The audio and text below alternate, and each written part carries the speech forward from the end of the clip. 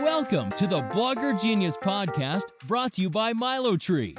Here's your host, Jillian Leslie. Hello, my friends. Welcome back to the Blogger Genius Podcast. I'm your host, Jillian Leslie.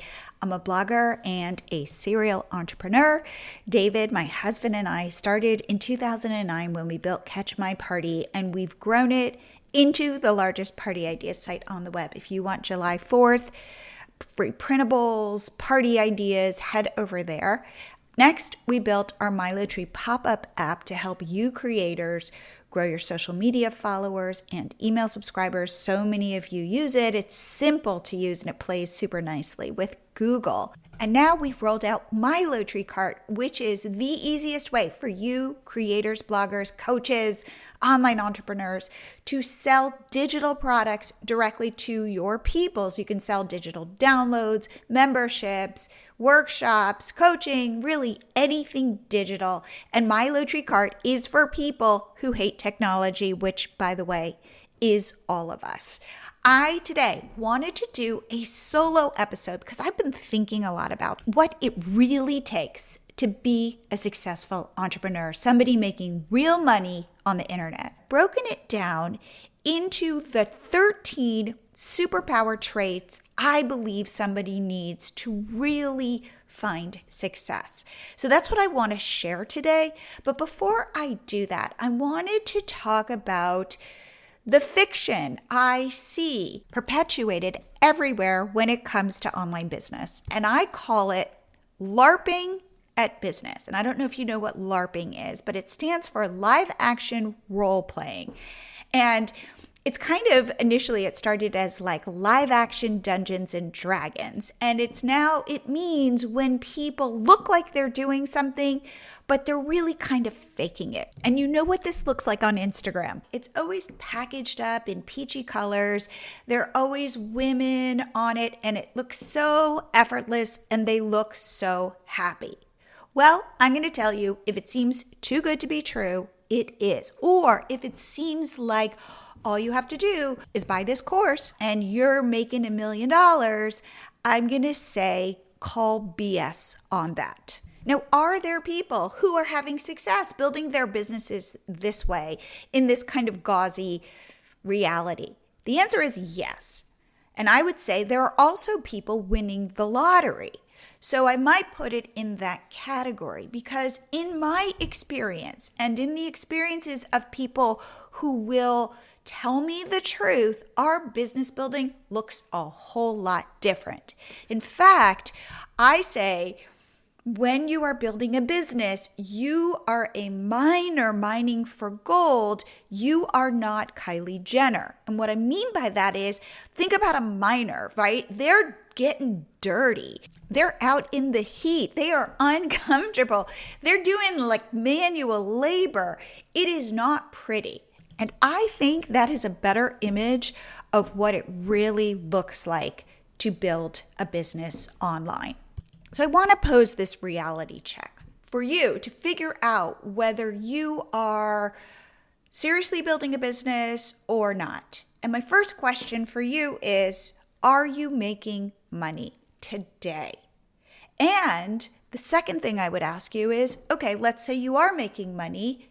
If you did the math equation where you said, I'm making this much money, and you divide it by the amount of hours you are working on your business per week, what is your hourly rate?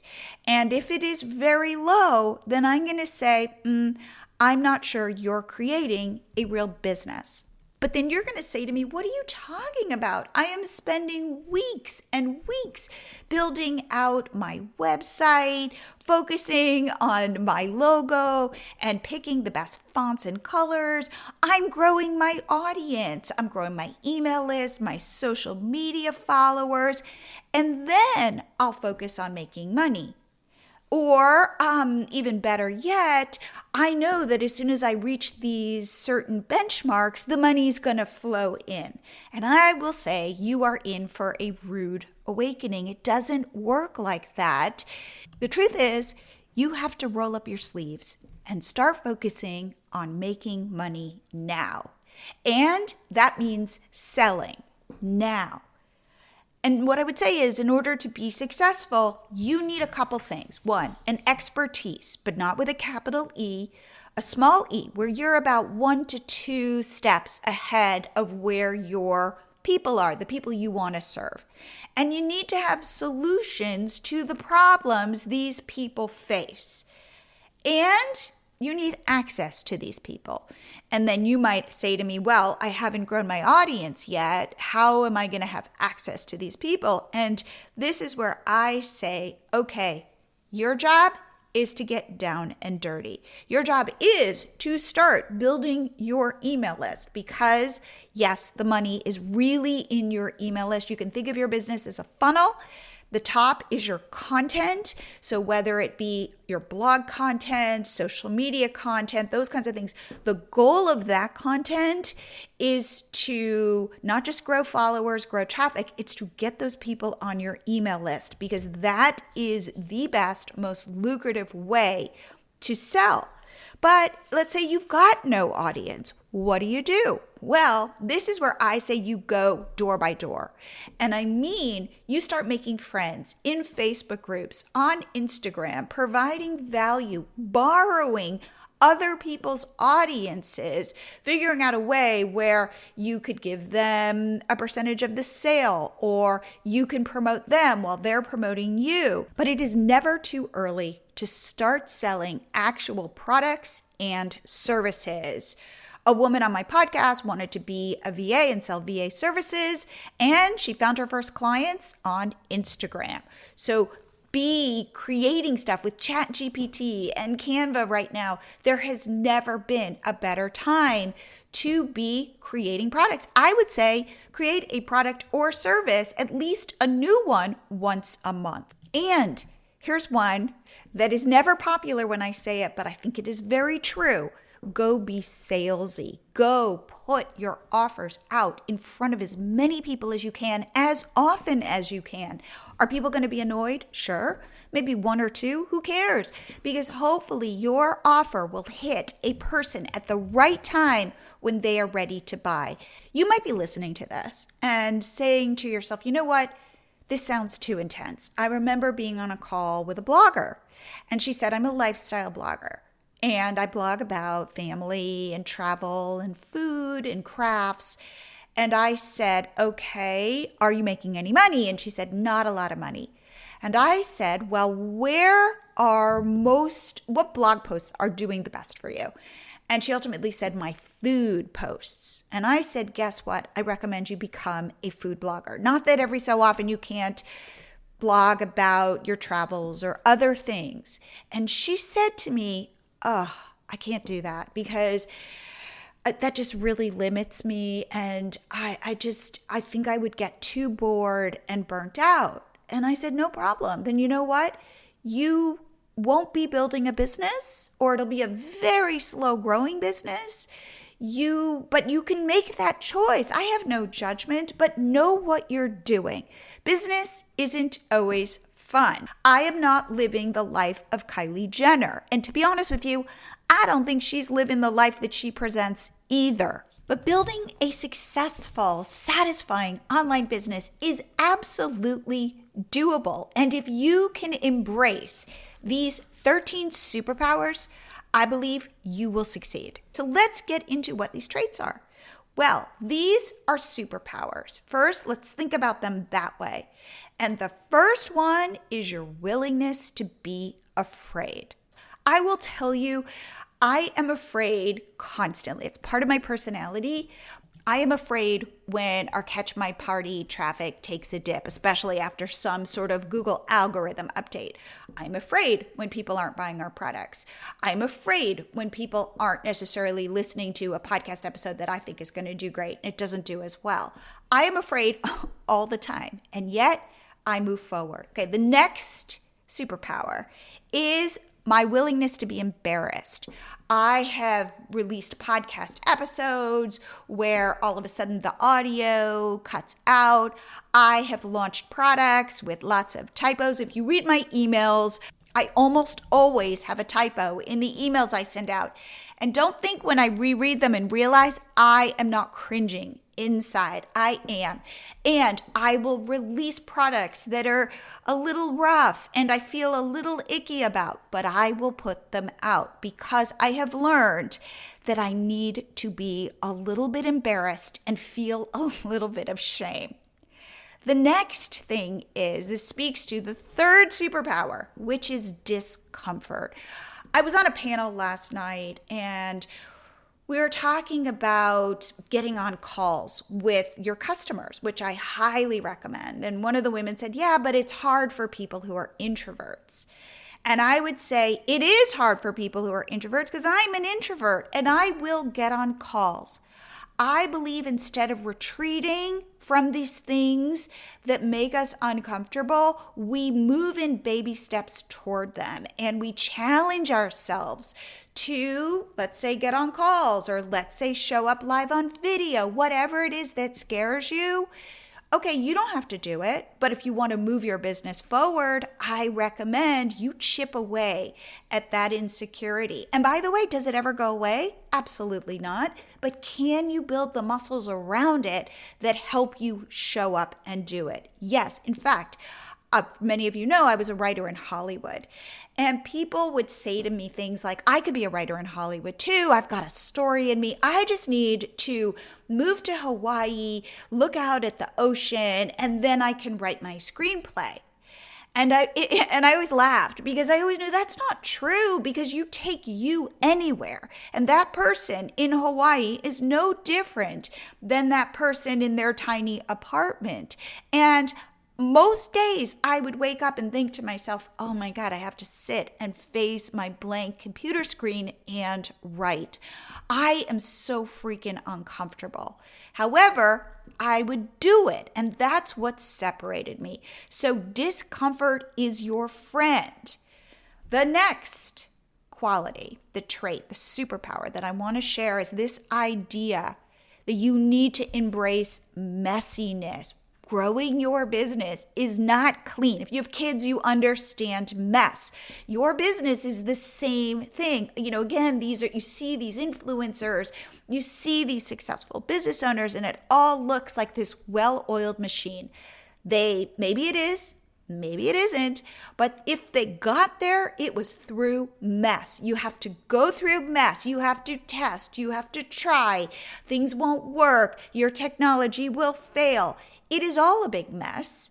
And slowly, if you can hang in the mess, you start to discover a path through it. And the other superpower, these are I'll call these the more difficult ones, is this idea of embracing failure. Failure never feels good.